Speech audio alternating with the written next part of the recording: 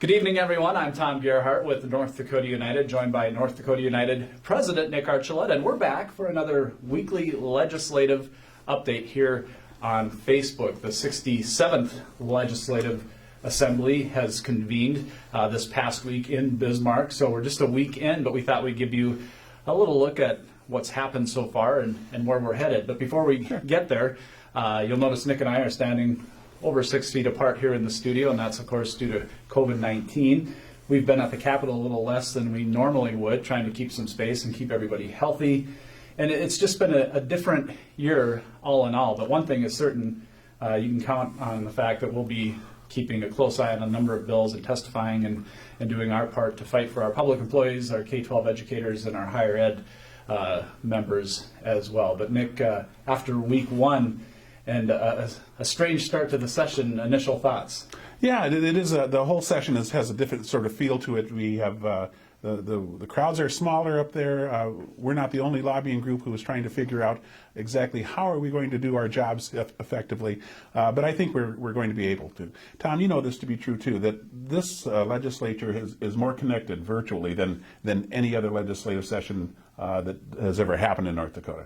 Yeah, and I mean the amount of work that's gone on behind the scenes, and we've taken a class learning how to testify virtually and submit testimony, and now being able to watch some hearings from a number of places. I think it'll perhaps make it easier for some of our members across the state who normally wouldn't be able to travel to, number one, look on and see what's happening, and number two, maybe be able to comment and testify if they get an opportunity as well. Yeah, and we will be calling on some folks to come in and testify on bills that are important to them.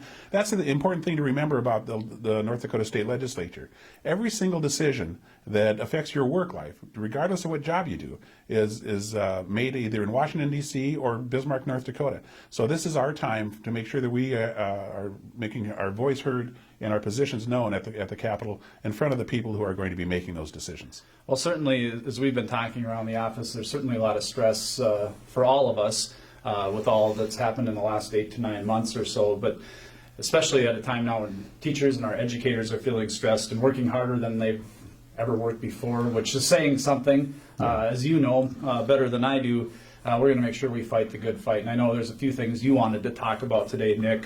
Sure. Licensure, something we're going to fight against, vouchers, and the tax on collective bargaining, 3 things that we have been looking at already. Yeah, and unfortunately, some of these areas that we're going to talk about throughout the course of the session, we've talked about in the past. They just, like the old bad penny, they just keep reappearing. But you're right. I mean, if you're taking a look at higher education, for example, we want to make sure that those campuses have the resources they need to complete successfully the missions that they've undertaken to educate our students there. In K-12 education, we know we're going to see an attack on the collective bargaining bill that has served us well since 1969. We had, I believe the proposal we're going to see is going to limit the amount of time that the school boards and the teachers associations have to negotiate their contracts. It's a completely unnecessary bill. In fact, in our view, it sets back the progress that has been made in negotiating agreements.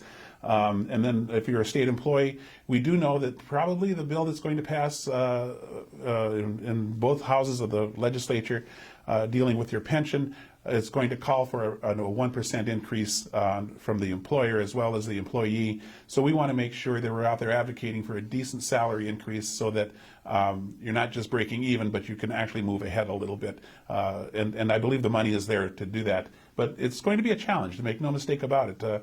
The governor in his executive budget laid out some of the difficulties that we're seeing financially as a state, although he's quite hopeful.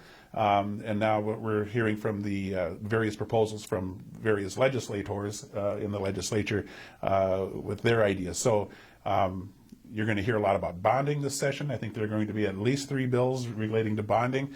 And if that does come to pass, that might free up some money in the general fund that we can use to resource some of these other areas of interest of ours. Yeah, and I'm glad you brought up, I was going to ask you about the overall budget situation, because I know there's always trepidation. There's some this year, but as you mentioned, the governor is hopeful, I guess you would say, with things certainly look better than they did not too far back. Right, but not as rosy as Correct. as they would have were it not for this pandemic that, as we all know, really cut demand for oils, and then we have an ongoing agricultural economic recession, shall we say, and those are the two leading money makers for our state. Yeah, the commodities are so important in North Dakota. Well, let's just take a quick look ahead to next week. We've seen the hearing list and the bills that we're interested in. One bill that you plan to testify on involves mentorship, and then the other is the contribution for PERS that you mentioned already. Yeah, that's true. I've already touched on the pension bill. There are going to be some other ideas that will come forward.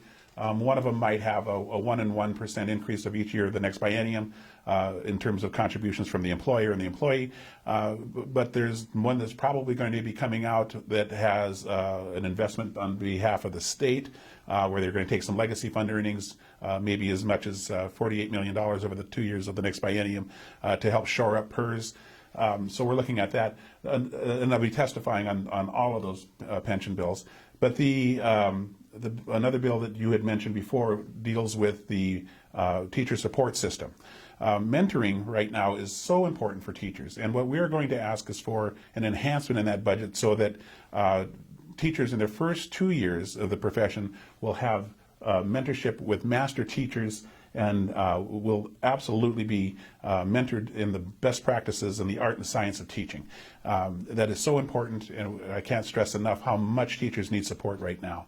And in fact, we'd have to do everything we can legislatively to make sure that we are recruiting and retaining teachers. As you know, Tom, we had a survey out last October that came back where only 51% of the teachers surveyed had committed to coming back the following fall, so the fall of 21.